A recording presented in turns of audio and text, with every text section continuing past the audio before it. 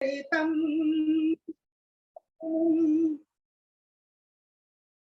वचनम मधुरम चरितम मधुरम वसनम मधुरम बलितम मधुरम चिलितम मधुरम भक्तिम मधुरम मधुराधिपतेरखिलितम मधुरम वेणुर्मधुरो रेणुर्मधुरो वेणुर्मधुरो रेणुर्मधुरो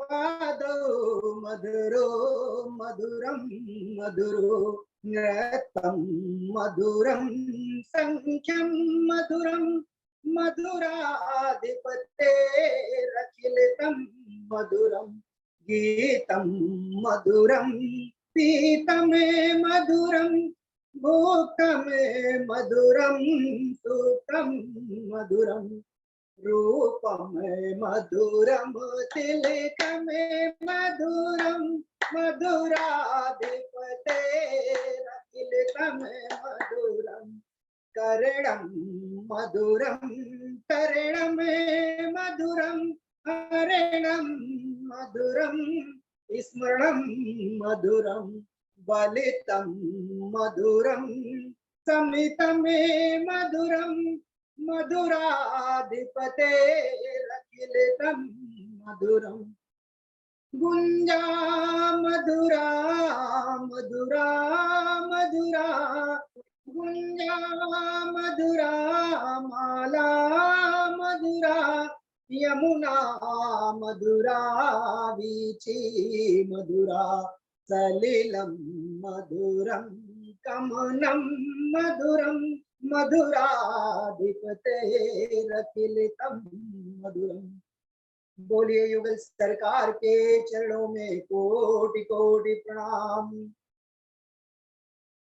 श्री वृंदावन बांके बिहारी लाल के चरणों में कोटि कोटि प्रणाम। श्री हनुमान जी महाराज के चरणों में कोटि कोटि प्रणाम। परम कल्याणी गौ माता के चरणों में कोटि कोटि प्रणाम। उनसे प्रार्थना वह अपना आशीर्वाद में प्रदान करो। आइए हम भगवान के मंगलमयी कथाओं को श्रवण करते हैं। परम मंगलमय परात्पर अखिलेश्वर अनंत करुणाकारक परात्पर परम ब्रह्म सच्चिदानंद स्वरूप परम पिता परमेश्वर श्री राधा गोविंद सरकार राधा रमण बाधा हरण श्री बांके बिहारी लाल उनका यह शब्दमयी प्रत्यक्ष यह भागवत महापुराण भगवान का ही स्वरूप है। श्रीमद् भागवत महापुराण को कोटि कोटि प्रणाम। इस पावन परम पुराण की परम संहिता को मेरा कोटि सहा प्रणाम। परम आराध्य यशोदानंदन नंद नंदन ब्रज नंदन देवकी नंदन श्री श्री कृष्ण के पाद पद्मों पर कोटि सा वंदन एंड अभिनंदन। उनकी आह्लादनी शक्ति श्री किशोरी जी के ब्रसभान नंदनी भासुती जगत ईश्वरी बरसाने वाली श्री किशोरी जी के पावन चरणार बिंदुओं में दासता कोटि कोटि प्रणाम। सिया राम मैं सब जग जानी करहूं प्रणाम जोरे जुग पानी।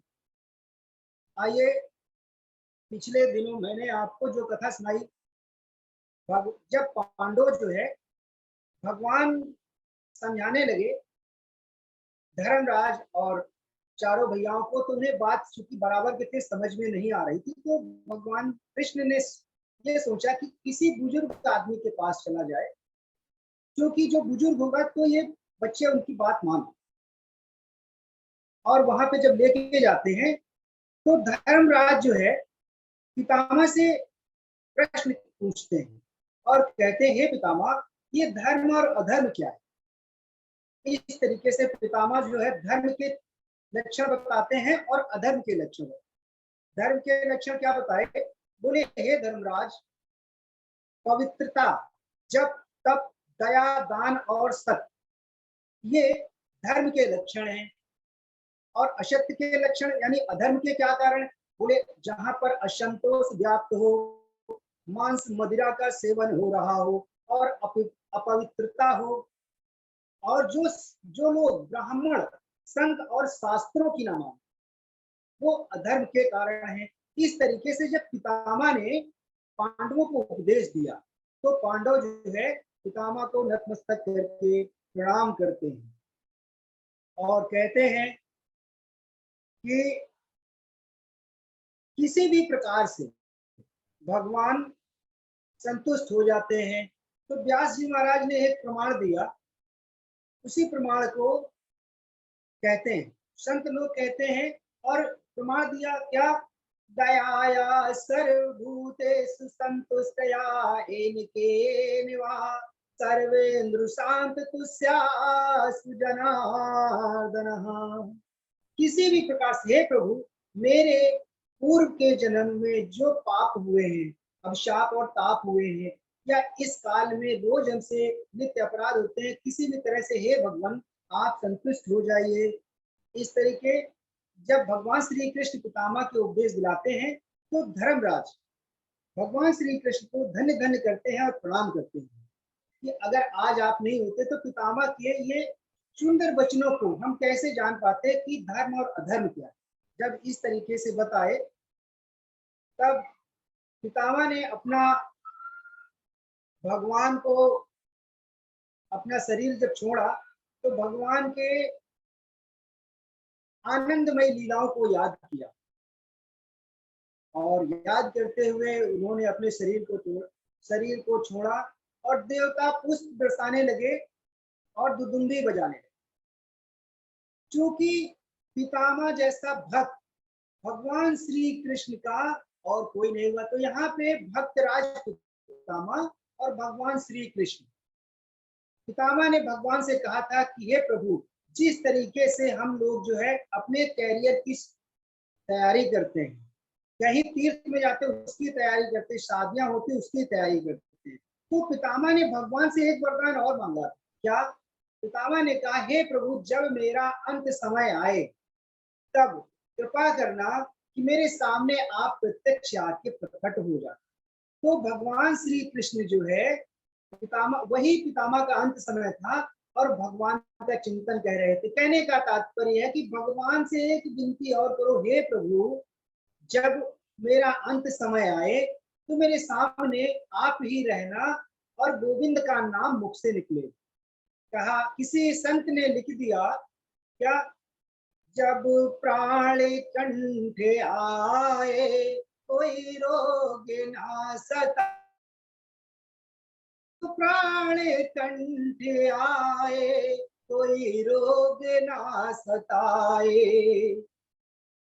तो इस तरीके से जब विनती की पितामह ने भगवान श्री कृष्ण की और भगवान के रास पंचाध्याय का ध्यान करते हुए पितामह ने अपने शरीर को त्याग दिया। इधर धर्मराज युधिष्ठिर ने पितामह के अंतोष्ट क्रिया की और इसके बाद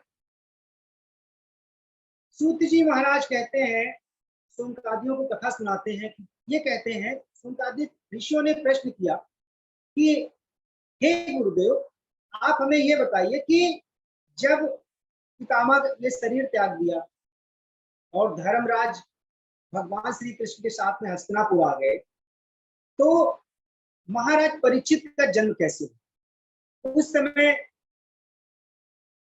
तो सूत जी कहते हैं कि हे ऋषियों, आपने बहुत सुंदर प्रश्न किया है, हम इस कथा को आपको बताते हैं। तो प्रमाण दिया क्या, अस्वस्थाम्नो स्रष्टेना ब्रह्म शीर्षणोरुतेजसा उत्तरायाः तो गर्भा ईसे न जीवता पुनः तस्य जन्म महाबुद्धे कर्माणि च महात्मना निधनं चायतैवासीत् सप्रेत गतवान् यथा। जिस समय पे उत्तरा के गर्भ में शिशु बालक जो है जो नष्ट हो चुका था, उस समय भगवान श्री कृष्ण जो है अनुष्ट के रूप में एक अंगूठे के समान अपने रूप को, अपने आकार को किया और उत्तरा के गर्भ में प्रविष्ट हुए। भगवान पीतांबर पहने हुए, कोमल नयन, काली लटा और अपनी गदा को इस तरीके से घुमा रहे थे कि अश्वत्थामा द्वारा छोड़ा गया ब्रह्मास्त्र का तेज भगवान श्री कृष्ण के गदा से नष्ट हो जाए। जब धीरे धीरे ब्रह्मास्त्र का तेज नष्ट हो गया तो उत्तरा को शांति मिली। कुछ दिनों पश्चात जब उस शिशु का जन्म हुआ, तो जब जन्म हुआ तो क्या हुआ कि वो ये देखने लगा, जब मेरा जन्म हुआ, जिसको मैंने गर्भ में देखा था, चतुर्भुज रूप, घुंघराले बाल, गदा धारण किए हुए, और वो बालक जिसके गोद में जाता था तो वो ये कहता था कि ये वही तो नहीं है, पहचान कर रहा था, यानी वो बालक कि जिस भी गोद में जाता था वो ये सोचता था कि मेरे जिसने गर्भ में रक्षा की है, मेरे प्राण जिसने बचाए हैं, क्या ये वही तो नहीं है। इस परीक्षण से, बार बार परीक्षण करने से उस शिशु का नाम परीक्षित पड़ा। परीक्षित का बचपन का नाम विष्णु राता यानी विष्णु रात रखा। भगवान विष्णु ने पर उस शिशु को बचाया। बोलिए भक्त वत्सल भगवान की जय। अब दैवज्ञों की कृपा से, उनके भविष्य का निर्माण कैसे हुआ। कुछ समय बाद जब बालक का जात नामकरण हुआ तो वो पांडवों को कहने लगे, यानी जो क्षितिज थे, आचार्य ब्राह्मण कह सकते हैं, तो नाम जात कर्म करने लगे। तो धर्मराज ने कहा कि हे महाराज, हे ब्राह्मण देवता, ये बताइए कि इस बालक के भविष्य के बारे में बताइए, इसका भविष्य कैसा रहे।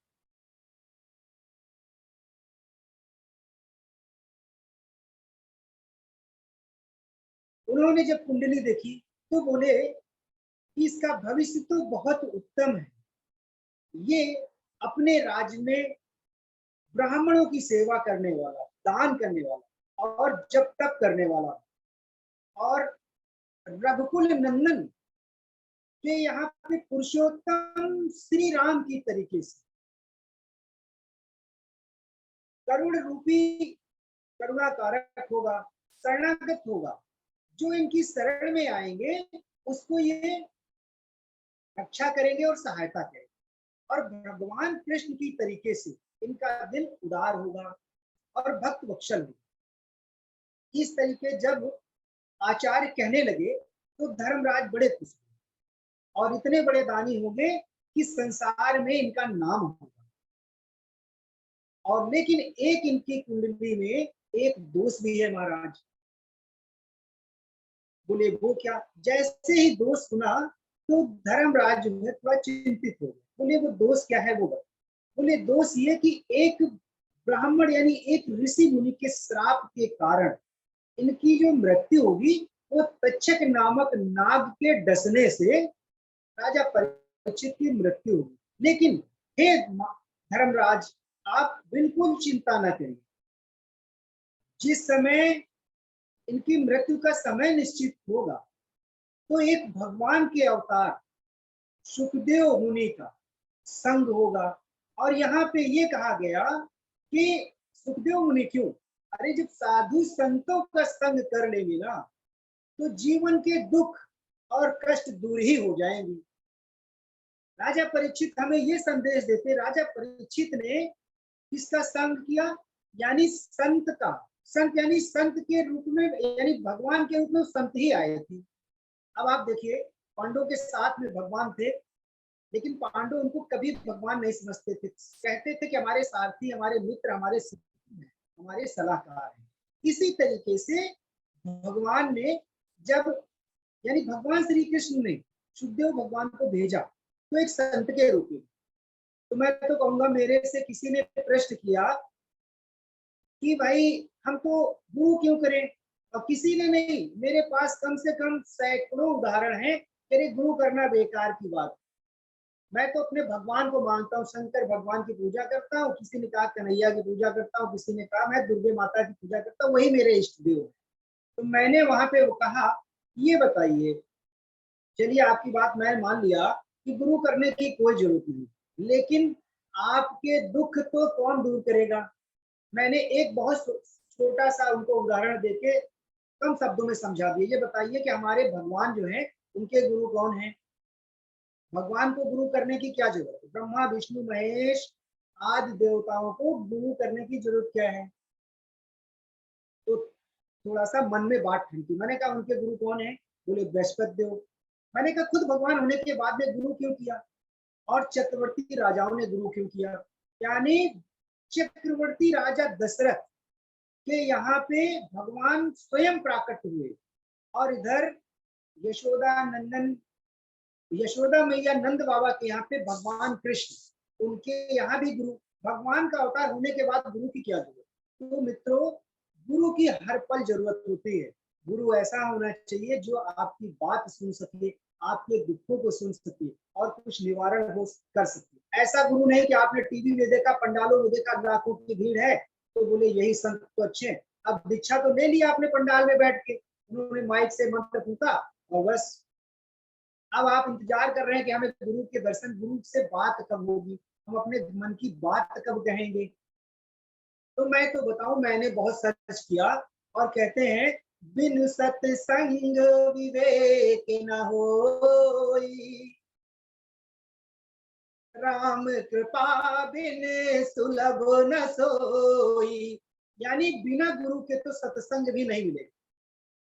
मैं 1000% दावा कर सकता हूँ, जो भी भक्त मेरे प्यारे, अगर आप जीवन में कुछ बनना चाहते हो तो शास्त्र की बात पे भरोसा करिए, यानी मेरी वाणी पे ना भरोसा करिए, लेकिन शास्त्र में जो लिखे हुए शब्द उन पे तो भरोसा करिए। मैं अपने आप से तो कुछ नहीं कह रहा हूँ, जो शास्त्र में लिखा है वही कह रहा हूँ। अब जब बताया कि हे धर्मराज आप बिल्कुल परेशान हो, जिस समय इन महाराज परीक्षित का जब समय आ जाएगा तक्षक नाग डसने का, तो ये अपना पाठ जो है अपने पुत्र का पूरा राजपाठ अपने पुत्र जन्मेजय को सौंप कर चले जाएंगे। कहाँ पे, उत्तराखंड चले जाएंगे, और उत्तराखंड में भगवान श्री कृष्ण का ध्यान करें। ये आगे कथा आएगी। इसके बाद कुछ समय गुजरता है, फिर सूत जी कहते हैं कि ये बताइए, यानी शौनकादिक ऋषियों ने सूत जी से प्रश्न किया कि महाराज जब कौरव और पांडवों का युद्ध समाप्त हो गया, इसके बाद में धृतराष्ट्र और गांधारी पांडवों के साथ में कैसे रहे। तो सूत जी ने कहा, हे ऋषि आपने बहुत सुंदर प्रश्न किया है, इसके बारे में मैं एक प्रसंग सुनाता हूँ। क्या, इधर विदुर जी जो है तीर्थ यात्रा पे गए थे, तीर्थ यात्रा से जब लौट के आए और पांडवों ने जब देखा तो उनको सम्मान किया, उनके चरण धुले, और उनके चरणों की जो धूल है धर्मराज ने अपने माथे पे लगाई, प्रमाण दिया। एक श्लोक के माध्यम से मैं प्रमाण के साथ में आगे इस प्रसंग को ले चलूंगा। विदुरस्तीर्थ्यायाम मैत्रेयादात्मनो गति ज्ञातव्यागाध्याति तनपुरम तयावाप विवसिता। सौनक जी ने जब कहा, सौनक जी ने कहा कि जब मैत्रेय जी ने विदुर जी को कहा कि, यानी सौनक जी, सूत जी सौनक जी से कह रहे हैं, ध्यान से सुनिएगा, सूत जी सौनक जी से कह रहे हैं जब मैत्रेय जी और विदुर जी का संग हुआ, उस समय विदुर जी को जब ज्ञान प्राप्त हुआ तो वापिस हस्तिनापुर आ गए। जब हस्तिनापुर आए, उधर धर्मराज ने देखा तो बड़े प्रसन्न हुए कि अब हमें ये शुभ समाचार सुनाएंगे। इधर धर्मराज ने स्वागत किया।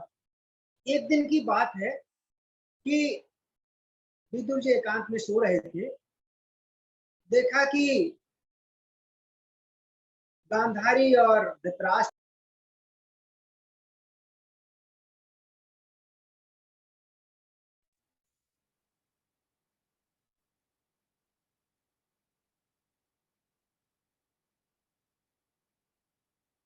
पांडवों के यहाँ पे जो है पड़े पड़े खा रहे हैं।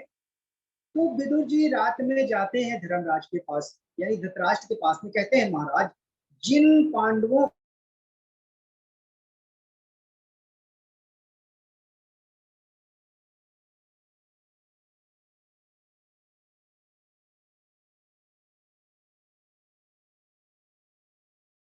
को आप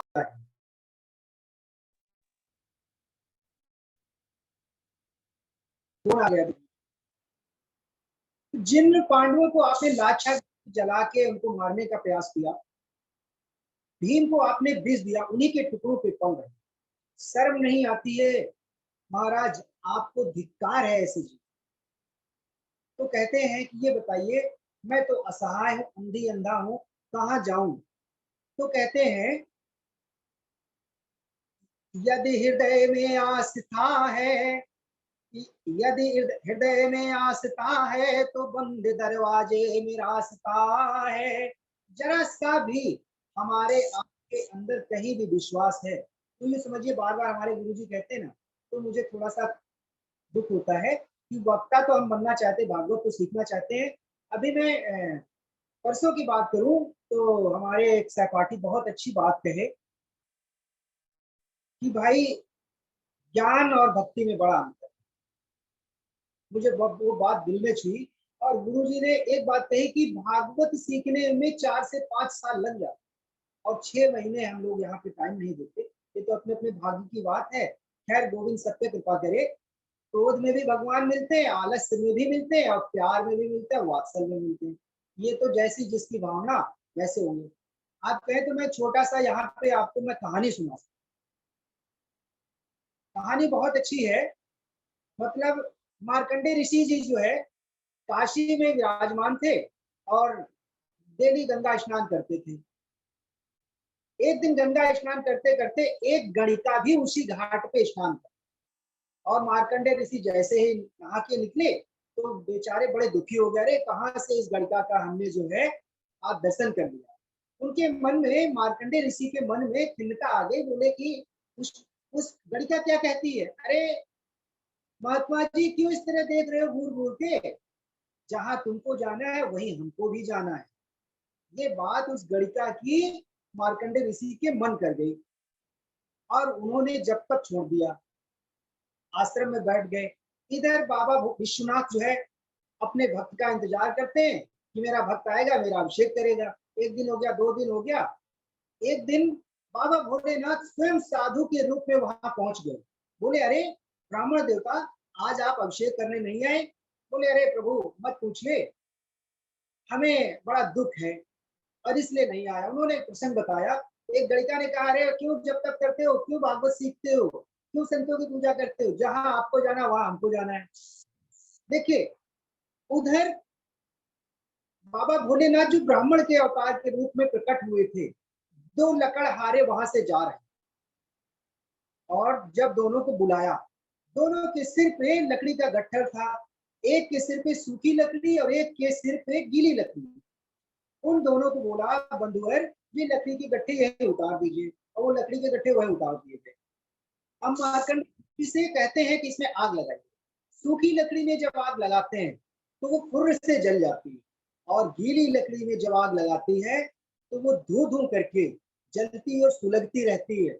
लेकिन वो लकड़ी, अब मार्कंडे ऋषि को तुरंत ज्ञात हो गया कि वो गणिका इसी तरह धू धू करके जलेगी, और यमराज के यमदूत, यानी जिस तरीके से पाप किया है, वे गुरुजी नरकों का वर्णन कर रहे थे, उस 28 नरकों में जो कर्म करोगे उस नरक की यातना भोगनी ही पड़ेगी। मार्कंडेय ऋषि जी समझ गए, हे प्रभु आप जो है साक्षात संत के रूप में कोई और हैं, और तुरंत भोलेनाथ वहीं प्रकट हो गए। बोलिए मार्कंडेय महादेव की जय। तो इस कथा से, इस कहानी से मैं ये समझ में आया कि ऐसा नहीं है कि हम अगर कुछ सीख रहे हैं तो भगवान ने, हमारे ठाकुर जी ने क्या लिखा है वो तो वही जाने, लेकिन कम से कम हम कर्म तो करेंगे। हमें तो गुरु के रूप में भगवान मिले हैं, मैं ये मानता हूं, बाकी आपकी मर्जी। आगे प्रश्न को लेके चलते हैं। यदि हृदय में आस्था है तो बंद दरवाजे में रास्ता है। इधर रात ही रात धृतराष्ट्र को और गांधारी को विदुर जी जो है कहाँ लेके चले जाते हैं? उत्तराखंड। और उत्तराखंड लेके चले जाते हैं, वहां पे गोमती नदी में स्नान करते हैं धृतराष्ट्र और गांधारी। जैसे विदुर जी उनको उपदेश देते हैं उस तरीके से गांधारी और धृतराष्ट्र करते हैं। इधर सुबह होते ही प्रातः काल धर्मराज आते हैं कि हम अपने चाचा श्री को नित्य प्रणाम करते थे, और आए उनको देखा तो नहीं दिखे कहीं पे, चारों महल ढूंढ डाले और परेशान हो गए। उन्होंने, धर्मराज ने कहा संजय आज चाचा श्री और चाची श्री दिखाई नहीं दे रही हैं। संजय ने बोला कि हाँ यही तो थे, दिख नहीं रहे हैं। सब लोग देखने लगे। इधर तुरंत ही भगवान की ऐसी कृपा थी कि देव ऋषि नारद मुनि तुंबरू के साथ में वहां प्रकट। देव ऋषि नारद मुनि को सब कुछ पता था। क्या बताया उन्होंने कि धर्मराज आप बिल्कुल परेशान न होइए, विदुर, महात्मा विदुर जी के साथ में धृतराष्ट्र और गांधारी गए हैं और सारी इच्छाओं को त्याग करके, स्नान करके आज से 5वें दिन अपने शरीर को त्याग देंगे और भगवान के धाम में चले जाए। जब इस तरीके से देव ऋषि नारद ने धर्मराज को उपदेश दिया तो धर्मराज बड़े प्रसन्न हुए। और प्रसन्न फिर इधर अर्जुन ने सोचा कि काफी समय हो गया है, भगवान वहां से, भगवान श्री कृष्ण द्वारिका चले। अर्जुन ने सोचा कि हम भी चलते कुछ दिन भगवान के साथ में, द्वारिका पहुंच के कुछ द्वारिका वासियों का कुछ कुशल क्षेम लेके आते और हालचाल, और देखते हैं कि भगवान क्या करते हैं, भगवान की कैसी कैसी लीलाएं हैं। अब पांडवों को ये मालूम हो चुका था कि ये स्वयं साक्षात नारायण है। अर्जुन वहां पे जब जाते हैं उनके पास में तो काफी दिन हो जाता है, 7 महीने हो गए, अर्जुन द्वारिका से अभी तक वापिस नहीं आए। ये बात धर्मराज जो है मन ही मन में बड़े चिंतित थे। और ये जो है धर्मराज भैया भीम से बात कर रहे थे। क्या कह रहे? संप्रस्थिते द्वारिकायां जिष्णु बंधु दीक्षया। हे अर्जुन, अर्जुन ने सोचा कि इतने दिन से जो है अर्जुन जो है भगवान श्री कृष्ण के साथ में है, और धर्मराज युधिष्ठिर के मन में तरह तरह के अपशगुन होने लगे। बाया कंधा, बाई आंख, बाई जांग फड़कने लगी, यानी अपशगुन के सूचक। इधर गौएं जो है बाएं बाएं करने लगी, कुत्ते बिल्ली रोने लगते थे। इस तरीके जब अपशगुन सुनते थे, हवाएं मंद पड़ गई, मंदिर की मूर्तियों से अस्त्रपात हुआ। जब ये सारी बात भैया भीम को धर्मराज बता रहे थे तो भीम भैया ने कहा कुछ दिन की बात है, अर्जुन आ ही जाएंगे। बोले कोई समाचार नहीं मिला, मेरा दिल बैठा जा रहा। इधर बात हो ही रही थी कि अर्जुन जो है सामने से आते दिखाई। अब धर्मराज के मन में जो है बड़ी प्रसन्नता हुई कि मेरा भाई आ गया है। अब कुशल क्षेम बताएंगे कि हमारे भगवान श्री कृष्ण कैसे द्वारिका में रहते हैं और कैसे कैसे वहां पे काम करते हैं, कैसे क्या जप तप करते हैं। तो पूरी बात जब धर्मराज युधिष्ठिर कहने लगे अर्जुन से कि ये बताइए कि आपको इतने दिन लग गए, हमारे प्रद्युम्न और शाम आदि बालक द्वारिका। अर्जुन कुछ बोल नहीं रहे और नीचे मुंह करके सुन रहे। फिर कहा कि ये बताइए अर्जुन, कहीं तुमने जो है कोई आपके पास में आया हो आपकी शरणागति ग्रहण करने और आपने उसका अपमान करके बता दिया, कहीं बालक और ब्राह्मण के भोजन करने से पहले कहीं आपने भोजन तो नहीं किया? फिर भी नहीं बोले। फिर धर्मराज युधिष्ठिर कहते हैं कहीं ऐसा तो नहीं है कि भगवान श्री कृष्ण के बिछड़ने से आप बड़े उदास हैं, आप बड़े चिंतित? उस समय पे बोलते यही एक कारण होगा क्योंकि भगवान से आप बिछड़ के आए हो, इसलिए आप बोल नहीं रहे। तब अर्जुन वहां कहते हैं, अर्जुन ने कहा भैया ऐसी बात नहीं है। और वहां पे अर्जुन जब जब भगवान यानी धर्मराज युधिष्ठिर कहने लगे तो अर्जुन वहां पे बूंदे हुए गले से रोने लगे और रो कर कहते हैं, कंचित प्रेष्टितमेनाथा हृदय नात्म बंधुना शून्योस्मरहितो नित्यम मनसे तेन यथा नरुक। फिर जब धर्मराज की इस तरीके से बात सुनी अर्जुन ने तो अर्जुन कहने लगे, क्या कहे, वंचितो हम महाराजा हरिणा बंधु रूपिणा एन में एन पे एन पे हतम तेजो देवा विस्मापनम हत। भैया भगवान श्री कृष्ण मित्र के रूप में धारण कर मित्र का रूप धारण करके हम लोगों को ठगा है। वो हमारे मित्र ने वो स्वयं साक्षात नारायण है, परम पिता परमेश्वर है। और भगवान ने जब अपना शरीर छोड़ के स्वधाम को जब जाने लगे तो माता कुंती भी इस बात को देखकर अपने प्राण को भगवान का ध्यान करती हैं और अपने प्राण त्याग देती हैं। जब इस तरीके से बताए, बोले कुछ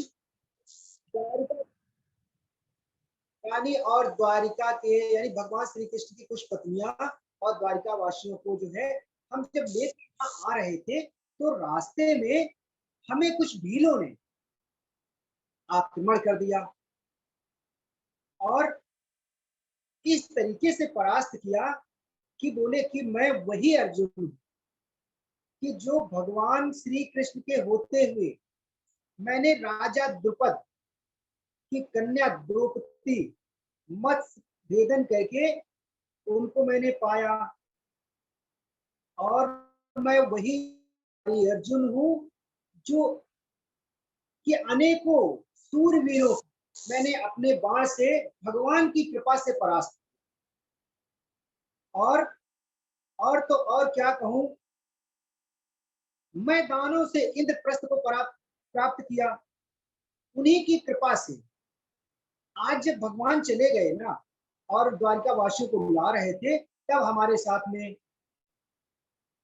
इधर व्यास जी प्रमाण एक श्लोक के माध्यम से प्रमाण देते हैं, क्या, तद वै धनुष इसवा सरथो हयास्ते सोहम रति नृपतयो यत आन मुंती सर्व क्षणेन तद्भूत सदी सरिक्तम भस्मं हुतम कुकराद निवोक्त हे भैया, ये अर्जुन भी वही है और ये गांडीव भी वही, लेकिन अब इसमें वो बल नहीं रहा जो जिस समय पे भगवान कृष्ण रहा करते थे। यूं समझिए कि उनकी इतनी बड़ी हम सब पे कृपा थी कि इतने बड़े कौरवों के युद्ध में बाल भी बांका नहीं। कहने लगे कि समय भी वही है और हम भी वही, लेकिन मित्रों समय जाते देर नहीं लगता, पल पल क्षण क्षण समय गुजरता है। और किसी संत ने बहुत खूब कहा है, मनुज बली नहीं होते हैं समय होते बलवान, भीलन लूटी गोपियां वही अर्जुन वही बाण। मनुज बली नहीं होते हैं समय होते बलवान, बीलन लूटी गोपियां वही अर्जुन वही वाड़े। महाराज सभी द्वारकावासी ब्राह्मणों के श्राप के कारण एक मदिरा पी के आपस में लड़के सब ने अपनी जो है शरीर को त्याग दिया। और भगवान जो है जब इस बात सुनी ना, तो उसी क्षण यानी धर्मराज और चारों भैया यानी पांचों भैयाओं ने अपना राजपाट राजा परीक्षित को, क्योंकि राजा परीक्षित का जन्म हो चुका था, राजा परीक्षित के हाथों में देकर और चीर वक्कल पहनकर वन के लिए चले गए। इस तरीके से आज की कथा का हम विश्राम यहीं पे करते हैं। बोलिए श्री वृंदावन वाके बिहारी लाल की जय। श्री श्री हनुमान जी महाराज की जय। परम कल्याणी गौ माता की जय। कर्पूर गौरम करुणावतारम संसार सारम भुजगेन्द्रहारम सदा वसंतम हृदयारविंदे भवम भवानी सहितम नमामि। तुमेव माता च पिता तुमेव बंधु च सखा तुमेव विद्या द्रविड़म तुमेव शरणं मम देव देवा। राधा जी बड़ी भरनी कौन तपस्या कीन तीन लोक चौदह भुवन सो तेरे हुए दिन। जय जय श्री राधे श्याम। चलिए बहुत सुंदर। अभी हमारे परम नंद किशोर जी बड़ी सुंदर कथा का वाचन कर रहे थे। बहुत अच्छा इनका भाव रहता है, बड़ी ही प्रसन्नता पूर्वक उदारता के साथ ये चरित्रों को कहते हैं। इस श्लोकों में इस बार तो बहुत ही इन्होंने शुद्धता का क्रम रखा है, फिर भी यत्किंचित त्रुटियां हैं, उनको धीरे धीरे सुधार करेंगे और हमको विश्वास है कि शुद्धता आ जाएगी। पहले से काफी शुद्धता आपने किया है, ध्यान दिया है, ऐसे ही ध्यान देने की आवश्यकता है। बहुत बहुत साधुवाद, आपको बहुत बहुत साधुवाद। बड़ी कृपा है गुरु जी आपका।